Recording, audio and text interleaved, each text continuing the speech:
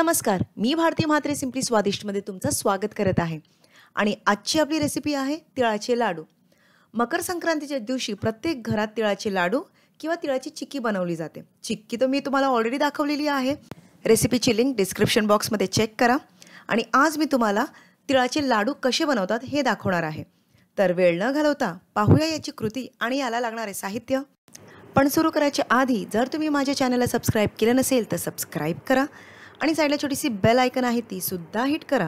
त्याच्याने तुम्हाला माझे नवीन नवीन रेसिपीचे अपडेट सर्वात आधी मिळत राहतील. तर तिळाचे लाडू बनवण्यासाठी लागणारे साहित्य आहेत. सर्वात आधी आपण घेतलेले आहेत तीळ 150 ग्रॅम. मी यावेळेस पॉलिश तीळ घेतलेले आहेत. चिक्कीच्या रेसिपीमध्ये मी अनपॉलिश तीळ घेतलेले होते. तर तीळ आधी स्वच्छपणे धुवून घ्या. धुवून घेतल्यानंतर एका स्वच्छ कपड्यावर पसरवून त्याला फॅन खाली वाळवत ठेवा. ही प्रोसिजर मी चिक्कीच्या रेसिपीमध्ये दाखवलेली आहे, तुम्ही चेक करा. म्हणून आज मी तुम्हाला ती दाखवत नाही आहे. डायरेक्ट मी तीळ घेतलेले आहेत. हे तीळ मी ऑलरेडी धुवून वाळवून घेतलेले आहेत. तीळ घेतल्यानंतर आपल्याला घ्यायचं आहे गूळ. गूळ मी घेतलेला आहे 200 ग्रॅम. मी साधं गूळ घेतलेलं आहे, चिक्कीचं गूळ घेतलेलं नाही आहे. तुमच्यावर आहे, तुम्ही चिक्कीचं गूळसुद्धा घेऊ शकता आणि साध्या गुळानेसुद्धा छान लाडू होतात. खिसलेलं सुकं खोबरं घ्या 3 टेबलस्पून. 1 टेबलस्पून भाजलेली चण्याची डाळ आणि 1 टेबलस्पून भाजलेले शेंगदाणे. त्याला थोडंसं हलकंसं तुम्ही कुटून घ्या. 1.5 छोटा चमचा वेलची जायफळ पूड आणि 3 चमचे साजूक तूप. आता सर्वात आधी पॅनमध्ये तीळ आपण भाजून घेऊया. विस्तव कमी ठेवा आणि साधारण गुलाबी कलर येईपर्यंत आपल्याला तीळ भाजायचे आहेत. खूप जास्त वेळ भाजू नका. साधारण 5 ते 8 मिनटं लागतात जास्तीत जास्त. ते पण विस्तव कमी असल्यावर. एखादा दुसरा दाणा तुम्ही नंतर चावून बघा. क्रंची लागलं म्हणजे आपले तीळ व्यवस्थितपणे भाजून झालेले आहेत, रेडी आहेत. तुम्ही बघू शकता साधारण गुलाबी कलर आलेला आहे. आता हे तीळ आपण एका प्लेटमध्ये काढून घेऊया. मी एखादा दाणा खाऊन बघते. मस्त क्रंची झालेले आहेत तीळ. आता काढून घेऊया आणि याच पॅनमध्ये आता आपण चण्याची डाळसुद्धा भाजून घेऊया. डाळ ऑलरेडी भाजलेली डाळ घेतलेली आहे, पण खाताना सुद्धा भाजलेली डाळ थोडीशी कच्चट लागते आपल्याला, म्हणून आपण डाळसुद्धा 1-1.5 मिनटं भाजून घेऊया. मी याच्यामध्ये खोबरं, डाळ आणि शेंगदाणे वापरलेले आहे. तुम्ही याच्यामध्ये काजू, बदाम, खारीक, पिस्तासुद्धा वापरू शकता. हे बघा डाळ झालेली आहे भाजून.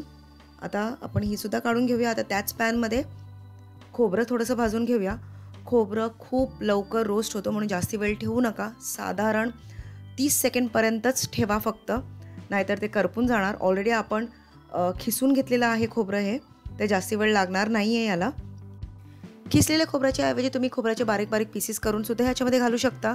पण लाडू वळताना ते छोटे छोटे पीसेस जे आहेत ते टोचतात हाताला, म्हणून शक्यतो या प्रकारे खिसूनच घ्या. खोबरंसुद्धा झालेलं आहे, ते सुद्धा बाजूला काढून ठेवा. आता याच्यामध्ये आपण भाजलेले शेंगदाणेसुद्धा घालूया. आता हे सर्व आपण एकत्र करून ठेवलेले आहेत. आता पॅनमध्ये 3 चमचे तूप गरम करा. तूप गरम होताच याच्यामध्ये आता आपण गूळ घालूया आणि या गुळाचा आता आपल्याला एक तारी पाक बनवायचा आहे. साधारण गूळ लवकर विरघळण्यासाठी त्याचे बारीक बारीक पीसेस करून घ्या किंवा खिसून सुद्धा तुम्ही घेऊ शकता. मी साधाच गूळ वापरलेला आहे, चिक्कीचा गूळ वापरलेला नाही आहे. साध्या गुळाचे सुद्धा छान लाडू होतात. वन्स गूळ तुम्ही पॅनमध्ये टाकल्यानंतर इथे तिथे जाऊ नका. गूळ लवकर विरघळतो. साखरेच्या कंपॅरेटिव्हली याचा पाक लवकर होतो. हे बघा बबल्स आलेले आहेत. ऑलमोस्ट आपला गूळ रेडी आहे. या प्रकारे फेस जर वरती आलं म्हणजे आपलं गूळ रेडी आहे. आता त्याच्या आधी आपण चेक करूया 100% शुअरिटीसाठी का रेडी आहे की नाही. तर पाणी घ्या, पाण्यामध्ये थोडंसं गूळ घाला. त्याचे जर क्रिस्टल फॉर्म झाले म्हणजे आपल्या गुळाचा पाक रेडी आहे. आता गॅस स्विच ऑफ करा किंवा पॅन बाजूला काढून ठेवा. आता याच्यामध्ये वेलची जायफळ पूड आणि बाकीचे साहित्य घाला आणि व्यवस्थितपणे मिक्स करा. गॅस आपण ऑलरेडी स्विच ऑफ केलेला आहे कारण पाक आपला रेडी झालेलं होतं. जर गॅस स्विच ऑन राहिलं तर ते ओव्हरकुक होईल आणि आपले लाडू नंतर कडक होऊ शकतात. तुम्ही बघू शकता व्यवस्थितपणे मिक्स झालेले आहेत. आपण 200 ग्रॅम गूळ आणि 150 ग्रॅम तीळ वापरलेले आहेत. तुम्ही 200 ग्रॅम तीळसुद्धा घेऊ शकता, पण याच्यामध्ये मी बाकीचे साहित्यसुद्धा घेतलेले आहे, जसे की खोबरं, शेंगदाणे आणि डाळ. ते अराउंड 50 ग्रॅमच्या वर आहेत, म्हणून मी 150 ग्रॅमच तीळ घेतलेले आहेत. हे बघा आता मिक्स झालेले आहेत. आपण आता लाडू वळून घेऊया. लाडू वळताना आधी साईडनी घ्या आणि मग मधोमध घ्या, कारण मधोमध जास्ती गरम असतं आणि साईडने ते लवकर गार होतात, म्हणून साईडने आपण आधी घेऊया.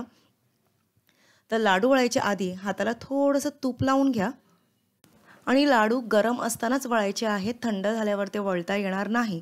तर लवकरात लवकर लाडू वळून घेऊया. तर त्याच्यासाठी थोडंसं पोर्शन घ्या आधी, म्हणजे जेवढं साईजचं तुम्हाला लाडू हवं असेल तेवढं घ्या आणि गोल गोल ह्या प्रकारे फिरवून फटाफट लाडू वळवून घ्या. गरम असल्यामुळे खूप फटाफट होत आहेत. तर याच प्रकारे बाकीचे लाडूसुद्धा वळवून घ्या. कॅमेरा त्याच्या जागेवरून थोडंसं हलला गेला, म्हणजे पोझिशन थोडी बिघडली आहे म्हणून क्लिअर सीन तुम्हाला दिसत नाही आहे, पण साधारण तुम्हाला अंदाज येईल. हे बघा, या प्रकारे गरम गरम लाडू हातावर वळवून घ्या आणि त्याला व्यवस्थितपणे गोल शेप द्या आणि याच प्रकारे तुम्ही बाकीचे सर्व लाडू करून घ्या. लाडू पूर्णपणे गाढ झाल्यावर, म्हणजे रूम टेम्परेचरवर आल्यानंतर त्याला एका बर्नीमध्ये पॅक करून ठेवा. आपण जेवढं साहित्य घेतले त्याचे अराउंड मोठे 25 लाडू होतात आणि छोटे साईजचे अराउंड 40 लाडू आरामात होऊ शकतात. तर कशी वाटली तुम्हाला माझी ही आजची रेसिपी? आवडल्यास नक्कीच लाईक करा, सबस्क्राईब करा आणि कॉमेंट आणि शेअर करायला विसरू नका.